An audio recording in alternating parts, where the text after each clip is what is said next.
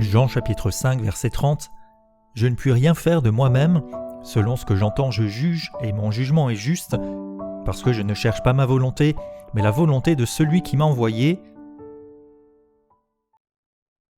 Le jugement du Seigneur est juste, et nous en avons parlé à l'épisode précédent. Il dit ici « parce que je ne cherche pas ma volonté ». Donc Jésus renonce à l'indépendance, à l'auto-affirmation.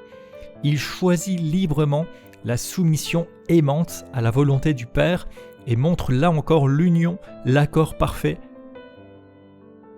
Mais la volonté de celui qui m'a envoyé.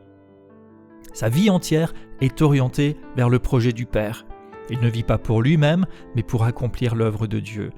Et cela annonce déjà sa prière plus tard à Gethsémanée, où il dit « Non pas ma volonté, mais la tienne ». Donc Jésus est pleinement Dieu, mais pleinement obéissant.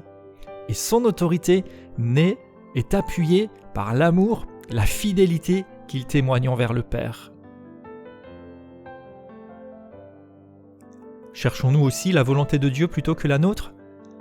Bien des gens cherchent d'abord le confort, l'intérêt, peut-être la reconnaissance, mais Jésus montre un autre chemin.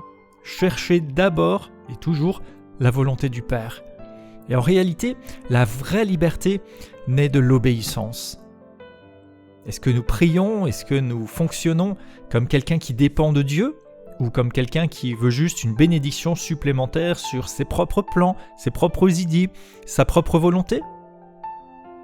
Romains 12 nous dit « Je vous exhorte, frères, par les compassions de Dieu, à offrir vos corps comme un sacrifice vivant, saint, agréable à Dieu, ce qui sera de votre part un culte raisonnable. Ne vous conformez pas au siècle présent, mais soyez transformés par un renouvellement de l'intelligence, afin que vous discerniez quelle est la volonté de Dieu, ce qui est bon, agréable et parfait. » Cherchons-nous activement à discerner la volonté de Dieu pour notre vie ? Nous détachons de tout ce qui peut être influence de ce monde, de ce temps présent. Sommes-nous prêts à nous soumettre, même quand cette volonté ne correspond pas à ce que nous aurions anticipé ? Notre prière peut-elle être aussi « Que ta volonté soit faite » ? Si Jésus s'est soumis au Père alors qu'il était égal en nature, en divinité, nous aussi devrions nous soumettre au Père, à Dieu. Et en conséquence aussi reconnaître et accepter les autorités divinement établies. Y a-t-il des domaines dans lesquels nous poursuivrions obstinément notre propre volonté au lieu de celle de Dieu ? Nous pouvons prier comme Jésus, non pas ce que je veux, mais ce que tu veux, Père. Jésus était dans cette soumission à celui qui l'a envoyé. Et nous sommes, nous aussi, en tant que disciples de Jésus, envoyés à notre tour. Jean 20, verset 22, « Comme le Père m'a envoyé, dit Jésus, moi aussi je vous envoie. » Et il travaillait avec ses disciples, confirmant la parole. Matthieu 28, il dit « Allez !» Éphésiens 2,10 nous dit que nous sommes créés pour de bonnes œuvres, préparés d'avance pour que nous les pratiquions. De Corinthiens 5,20 encore nous parle de remplir les fonctions d'ambassadeurs pour Christ. Donc, en tant qu'envoyés, nous devrions aussi rechercher la volonté de celui qui nous envoie. La capacité d'avoir un regard juste, de prendre les bonnes décisions, est intimement liée avec le fait de se soumettre de tout cœur à sa volonté, nous rappelant que nous sommes envoyés de lui. Alors, nous sommes assurés de sa provision, de sa direction, du surnaturel dans notre vie, par la puissance de son esprit.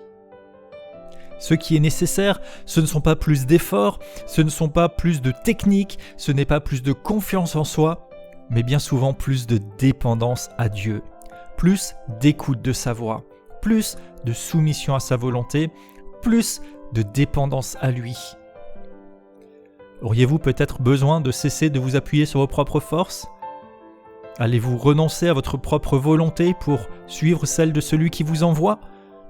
Vous attacherez-vous à écouter sa voix plutôt que les pensées de votre cœur ou les influences extérieures ? Dans cette soumission à Dieu, nous pouvons vivre pleinement notre identité, nous pouvons être au bénéfice de sa présence et de sa puissance. Par l'œuvre du Saint-Esprit, nous pouvons marcher dans les traces du Seigneur et alors accomplir l'appel que Dieu a formé sur nous. Il nous enseigne à écouter, à observer, à discerner d'après lui et à vivre selon la volonté de celui qui nous envoie.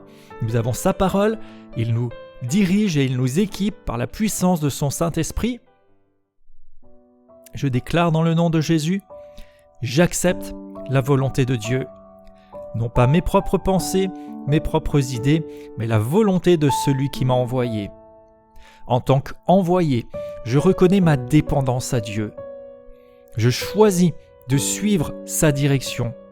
Et je sais qu'en tant qu'envoyé, je suis pourvu, équipé, éclairé, oint en toutes choses, et je permets au plan de Dieu de se dérouler et à la puissance du Saint-Esprit de se manifester pour confirmer la parole. Au nom de Jésus, Amen.